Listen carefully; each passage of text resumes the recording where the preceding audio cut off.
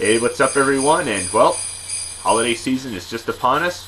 In other words, Merry Christmas, Happy Hanukkah, Happy Kwanzaa, Happy whatever holiday you celebrate. And if that's not good enough for you people, then I don't know what else to say.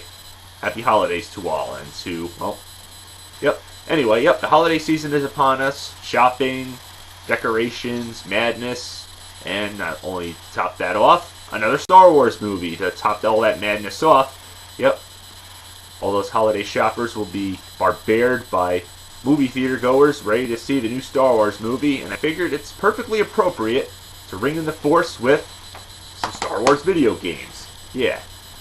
As you know, I've mentioned in the top 10 LEGO games that, well, LEGO games aren't going away, and, well, pretty much neither are Star Wars games, and this is just a few to name out of the whole bunch. I mean, they're long from going away. I mean, they just keep coming, just like these movies keep coming. I mean, hell, they not only make new Star Wars movies, but they'll also make one that's, whether it's a sequel or a spin-off prequel, anything. It seems like every year we've gotten one for the past 3 years. So, and most of them are pretty good for the most part. And I think this one's going to be just as good. So, how do the video games hold up? Well, some of them are really good as well. So, I know they're not Christmas related, but hey, give me a break here, people. We're all psyched for this movie, so let's unleash the force with... I know. This is technically not where the series really started. And just like I mentioned with LEGO games, they're not going away, neither are these, so when you bump heads, most of the time, these work pretty well. They go together like bread and butter for the most part. So, let's take a look at LEGO Star Wars, the video game. So, yes, this is based chronologically on Episode 1, 2, and 3, even though the ones 4, 5, and 6, which are in this game, which I'll save for another time, since we have another Star Wars movie coming out next year, in fact. A Han Solo spin-off out of all things. And as well as Episode 9, which is due out, 2 years from now, obviously. So, let's pop this sucker in. Yes, Episode 1 and 2, the most despised of the series, despite all the anticipation. Does that mean the games have to necessarily be bad? Not necessarily. There have been some crappy movies that have had games that were superior and actually good compared to the crappy movie they're based off of. Anybody played X-Men Origins Wolverine? Yeah, just watch my review on it and you'll know what I mean. Crappy movie, but awesome game. And this one is no exception either. First thing you gotta love is the opening title screen.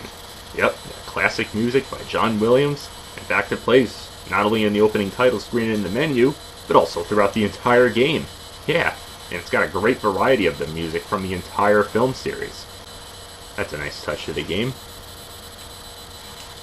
And of course, yes, you have to start out with the first part. They divide them in chapters of Episode 1 before you can access all the other episodes.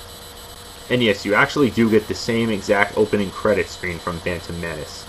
That same opening credit screen that pretty much summed up that whole movie and what you were expecting. Word for word. I'm not kidding. Same goes for the other 2 episodes of this prequel series. So, might as well get Phantom Menace out of the way since it's the worst of the movie series, but the game, on the other hand, different story.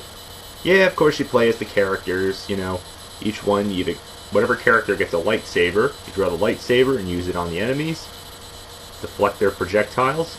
It's cool. And of course, use the Force. May the Force be with you.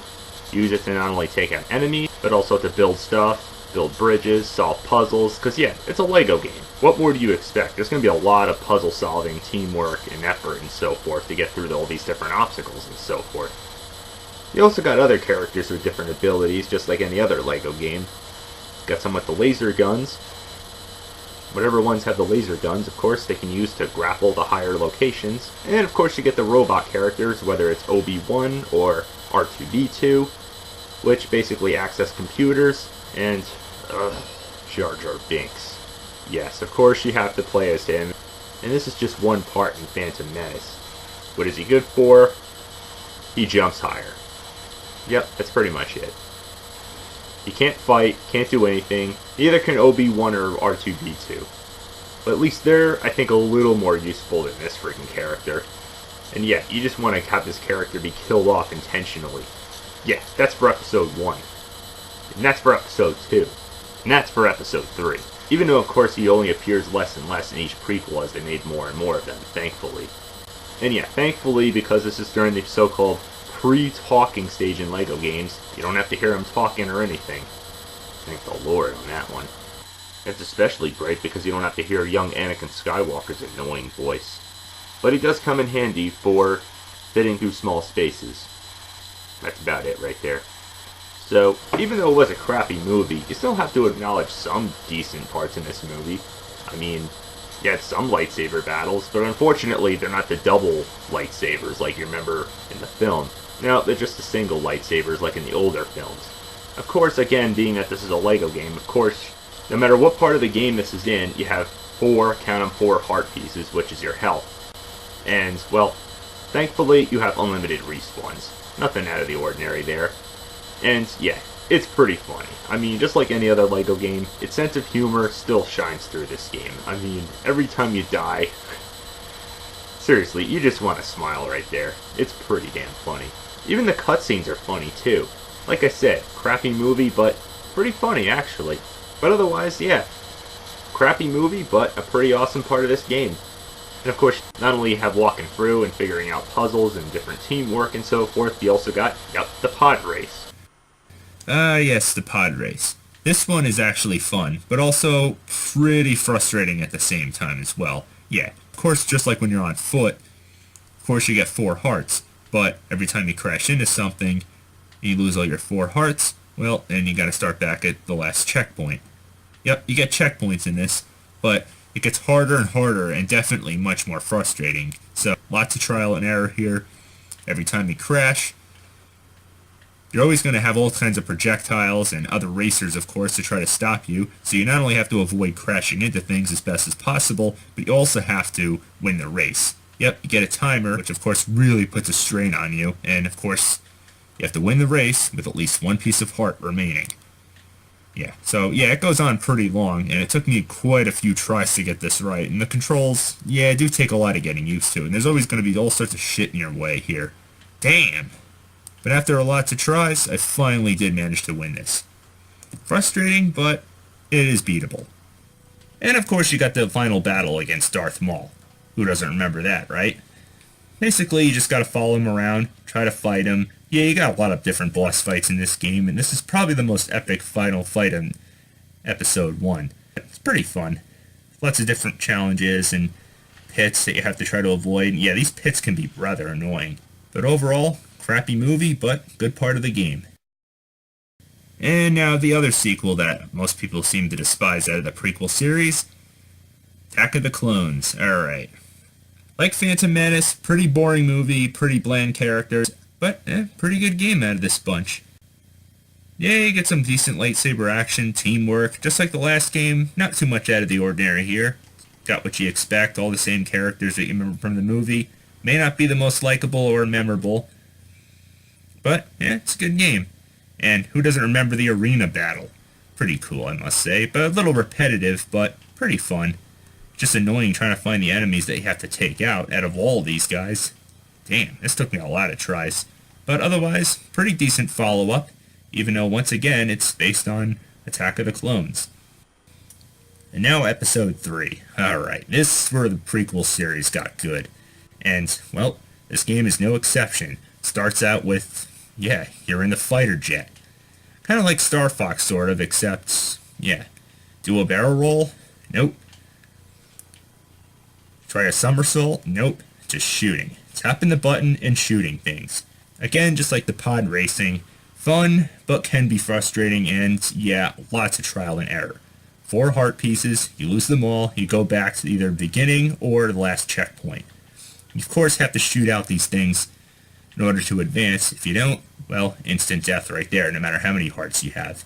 And of course you have to also avoid enemy projectiles. This can get very tricky and frustrating, but after lots of trial and error, it is possible to pass this. But it's pretty cool. Definitely shows that this game has a lot of variety other than just on-foot missions, which there are a lot of too. I mean, who doesn't like to part with Yoda kicking some ass? Got plenty of that in this game. As well as even playing as Chewie himself. Sweet. And of course, lots of teamwork, lots of effort. all that you enjoyed in the past 2 episodes of this game trilogy. And of course, the final fight against the man who joins the dark side himself, Darth Vader. Yeah, pretty sweet. And once again, the cutscenes are great, just like you remember from the films, even though all 3 of these films aren't 100% A+ masterpieces. But who's to say this game can't be great, like I said before. Cutscenes are once again hilarious. But this last part, just before you're about to fight Darth Vader, is frustrating. Look at these jumps. I can't make these half the times. Ugh, talk about frustrating. Thank God for the unlimited respawning. Otherwise, this game would be considered impossible, but, well, may the Force be with me on this one. So, overall, this game is a great trilogy. I highly recommend it. Screw watching the first 2 out of the 3 prequels. Watch the third one, but definitely pick up this game, even if you didn't like the prequels. Overall, I can say, may the Force be with this game. Though it may be a little short, but hey, it's still a lot of fun though. For any diehard Star Wars fan, you should definitely pick this one up.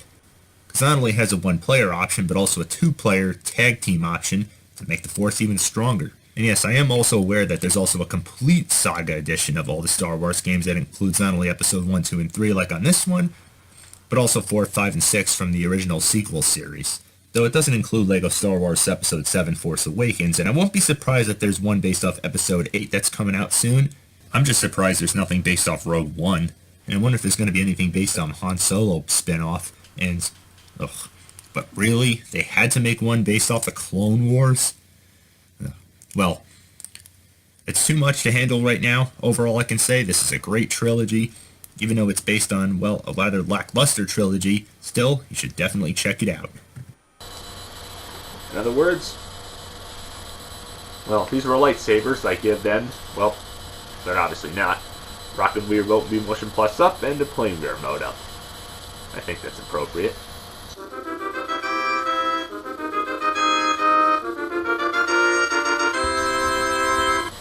So, until next time, happy holidays. I'll see you before the year is up with to sum up this year when I think the best movies and video games and most underrated. You get the point, you know. Bottom line, have a happy holidays, and I'll see you before the year is up, as I said before. Till next time, happy gaming.